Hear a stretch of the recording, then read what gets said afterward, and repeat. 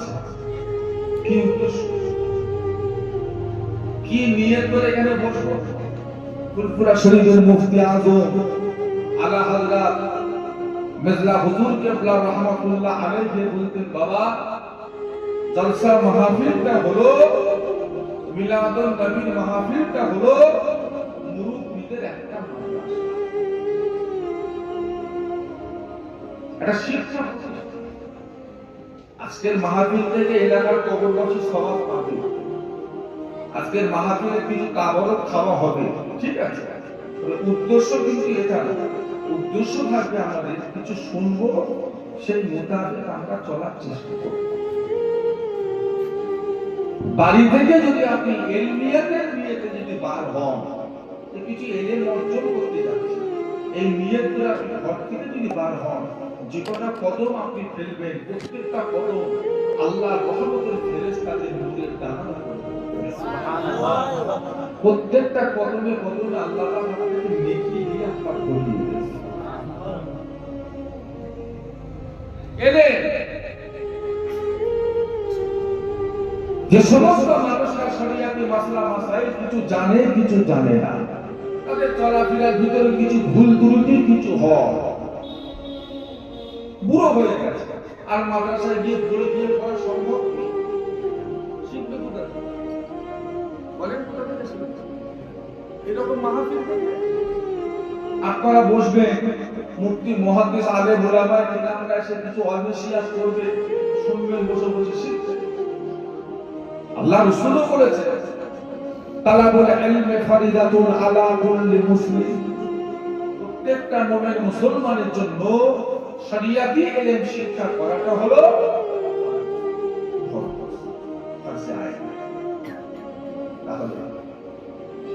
এলে আল ইলমুন নূর, ইলমটা হলো নূর, যার ভিতরে ইলম তার ভিতরটা আলো না অন্ধকার, তার কাছে পাক না পাক, জায়েজ না জায়েজ, হালাল হারাম, শিরক বিদআত কোনো জ্ঞান আছে তার?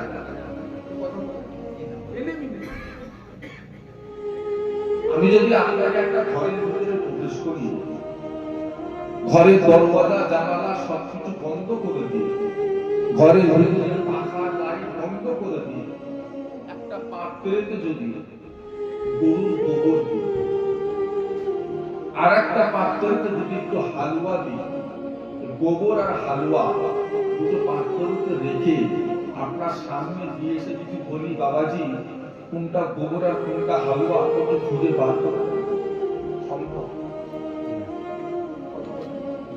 একবার গোবর খাদ্য বেলা দেবেন, আরেকবার একবার গোবর ছান খাচ্ছে বসে বসে, একবার গোবর শুনছে, একবার গোবর খাচ্ছে, খেতে যাচ্ছে, একবার কোনটা কি বাবা? মোটামুটি গোবর আর হালুয়া মেখে থেকে অন্ধকার ঘরের ভিতরে গোবর কোনটা হালুয়া কোনটা এটা খোঁজা সম্ভব? যার ভিতরে শরীয়তি ইলম নেই, পাক কোনটা নাপাক কোনটা, জায়েজ কোনটা নাজায়েজ কোনটা, হালাল কোনটা হারাম কোনটা, শিরক কোনটা ইবাদত কোনটা, এটা তার পক্ষে বোঝা সম্ভব?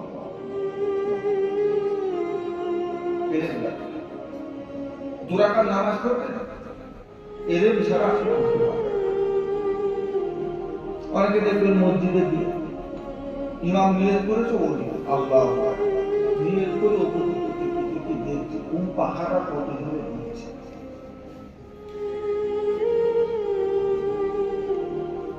নামাজ হবে? নিয়ত করে, নিয়ত করেছে না করে? তো নিয়ত দিয়ে পরে নামাজ হবে না? বলেন না, নামাজে শুধু নিয়ত করলে হয় না, নামাজে মনটা করে কতটা নামাজের ভিতরে নিজের মনটাকে কিভাবে রাখতে হবে, কতটা রাখতে হবে? নবীকে এই বিষয়ে কিছু বলেছে না বলে? কতটা রাখবে? আমার আপনার নবী দয়ার নবী নূর নবী বলেন, আনতা মুদাল্লাহা কান্নাকা তারাহু ফাইল্লাম তাকুন তারাহু ফাইন্নাহু ইয়ারাকা। ও বান্দারা, নবী আমার বলেন আনতা আল্লাহ, যখন তোমরা আল্লাহর ইবাদত করবে, যখন তোমরা নামাজ পড়বে, কাআন্নাকা তারাহু, তোমরা নামাজ পড়তে পড়তে মনে মনে ভাববে, মনে মনে করবে, তোমরা নামাজ পড়তে পড়তে জানো রব্বুল আলামিন আল্লাহ পাককে তোমরা জানো দেখতে পাচ্ছ। জোরে বলো, তো মহব্বতে বলো। ফাইল্লাম তাকুন তারাহু, তোমাদের যদি এটা মনে নাও হয় তোমরা নামাজ পড়তে পড়তে আল্লাহকে দেখছো, এই মনটা যদি তোমরা নাও তৈরি করতে পারো, ফাইল্লাম তাকুন তারাহু ফাইন্নাহু ইয়ারাকা, তবে তোমরা এটা মনে করে নিও রব্বুল আলামিন আল্লাহ পাক তিনি তোমাদেরকে দেখতে পায়।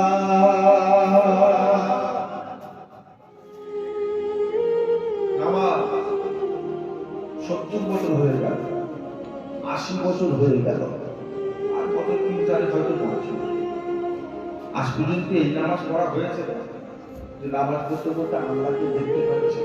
আজও আমরা এই নামাজি হতে পেরেছি? একটু হাবু না,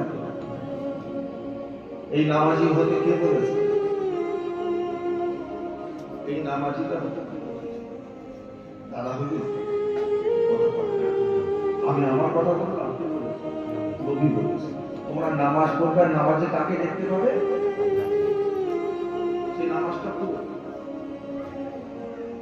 সেই নামাজটা খুব দোকানদারি করছে, দোকানদারি করছে, মাগরিবের আজান হয়েছে, খদ্দেরকে বলছে দাঁড়াও আমি একটু আসছি, কোনো রকমে উজু করে ঢুকলো, 3 টাকা ফরজ নামাজ মাগরিবে 2 রাকাত সুন্নাত করে আলহামদুলিল্লাহ বেরিয়ে আল্লাহ দেখা যাবে, যাবে। সেই নামাজটা তো, যে নামাজ পড়লে আল্লাহ দেখা যায় সেই নামাজটা পড়ে। হযরত আলী রাদিয়াল্লাহু তাআলা আনহু নামাজ পড়েছেন। কেমন নামাজ পড়েছেন? পায়ের ভিতরে জিহাদের ময়দানে তীর ঢুকে গেছে, তীর, আর তীরের একটা শস্ত্র হলো যেখান থেকে ঢুকবে পিছন দিকে সামনে ঢুকেছে, ঢুকেছে মাথাটা বসে ভিতরে ধরে গেছে, সামনের দিকে মাথাটা ধরে, তাহলে একটা একটা পিছন দিকে টেনে দিয়েছে, যেই হাত দিচ্ছে হযরত আলী চাঁদে লেগে যাচ্ছে, আসরের আযান হয়ে গেল, হযরত আলী নামাজে দাঁড়িয়ে গেলেন, 3 জন সাহাবা মিলে তীরটাকে টেনে হিঁচড়ে পা থেকে টেনে বার করলেন। হযরত আলী নামাজের ভিতরে উহু করে না, আবু করে না, কিছু বুঝতেও পারে না। জোরে বলুন কি নামাজ? আর আমরা কি নামাজ? মশা কামড়ালে হাত কাটা, নামাজে মশা কামড়ালে নামাজের ভিতরে হযরত আলী যখন নামাজ হয়ে গেল, আমার আপনার নবী দয়াল নবী নূর নবী জিজ্ঞাসা করে, আলী যখন আপনি নামাজ পড়েন তখন আপনার মনের অবস্থাটা কেমন থাকে? ও ভাইয়েরা, হযরত আলী জবাব দিয়েছিলেন, ইয়া রাসূলুল্লাহ, ইয়া হাবিবাল্লাহ, আমি আলী যখন নামাজে দাঁড়িয়ে যাই, নামাজ পড়ি, আমি আলী তখন মনে করি যেন আমি আলী আল্লাহ কাবার ভিতরে প্রবেশ করে দিয়েছি, আল্লাহর ঘরে ঘরে। দুনিয়ায় কি হচ্ছে না হচ্ছে সব নামাজ পড়তে গেলেও এলেমের দরকার আসে না। চুল কাটা শিখছে একটা নাপিতের কাছে, আপনারা শিখছে গাড়ি চালানো শিখছে একটা ড্রাইভারের কাছে শিখছে, কামার হবে কুমুর হবে একটা গুরু ধরে তার কাছে। আমি নামাজ পড়বো, নামাজে আল্লাহকে দেখতে পাবো, এই নামাজি হতে গেলে একটা আল্লাহ বলার সহবতের দরকার আছে না। নাকি একা একা পারবে? একা একা যদি হতো এতদিন পারি না। আপনি এই নামাজি হতে পারেন, এই নামাজি হতে পারেন, তবে নামাজে আপনি মজা পাবেন, তবে আপনার নামাজ হবে আল্লাহ পাকের দিদার, আপনার নামাজ হবে মেরাজ, আল্লাহ পাকের দিদার। এলেম লাগবে বাবা, এলেম ছাড়া সম্ভব নয়। সব বিয়ে করবে ভালো কথা, আল্লাহ জায়েজ করেছে করবেন, আলহামদুলিল্লাহ। বিয়ে করার আগে বউকে কিভাবে রাখতে হয়, তালাকের মাসলা মাসাইল, প্রেম মোহনের গুরুত্ব কত, এই বিষয় জ্ঞান রাখতে হবে। এখনকার ছেলে তুমি তো গাধা, এটা তালাক দিয়ে হুজুর করে কথা ঠিক না? তালাকের আগে খোঁজে না তালাক দিয়ে খোঁজে? তালাকের আগে হুজুর খোঁজে না তালাক দিয়ে হুজুরের কাছে যায়? হুজুর বউকে তালাক দিয়েছে, এখন কি হবে? তুই যখন তালাকই দিই আবার লিবা চিন্তা ভাবনা করছিস কেন? তালাকটা দিলে কি বউ দিতে হয়? তালাকটা দিবার মানে কি বউকে আবার ঘর করতে চাইছে না চাইছে? আবার হুজুরের কাছে যাচ্ছে কেন? হুজুর তালাক দিয়ে দিলে এখন কি করতে হবে? ঘরের বউকে আবার দিতে তখন তালাকই দিলি আবার বউ নিবা দিতে লাগাচ্ছিস, ছেড়ে দে। কত রস আছে যে 2 টাকা কি চাইছে দিয়ে দে না। হুজুর ভুল করে দিয়ে গেছে, কি ভুল করে দিয়ে গেছে? কিসের না মদ খেয়ে দিয়ে দিয়েছে? মদ খেয়ে কি হয়েছে? মদ খেয়ে তালাক দিলে তালাক হবে না? কত বলেন হবে না? আমার হুঁশ ছিল কি একটা মাতারের পকেট থেকে টাকা গুলো বার করে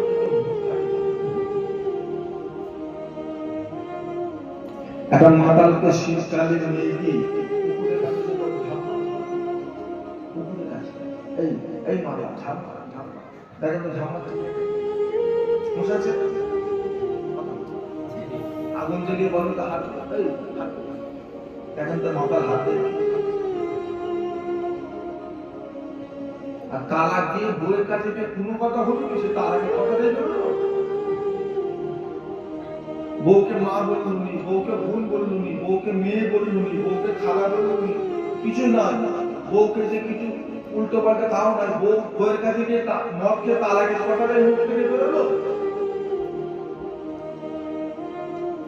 কি ভাবছে? ভুল করে দিয়েছে, ভুল করে দিয়েছে শয়তানি করেছে।